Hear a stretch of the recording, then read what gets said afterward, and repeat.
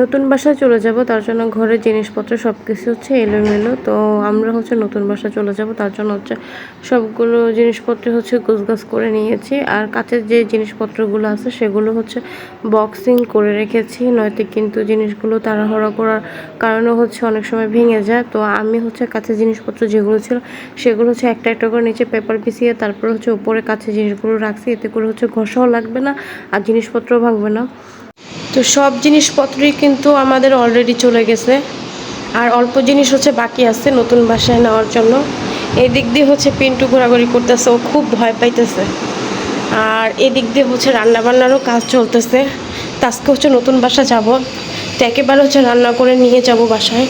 তো এখানে হচ্ছে বিরিয়ানি রান্না করা হবে মুরগির মাংস দিয়ে। তো এই যে রান্নাবান্না চলতেছে।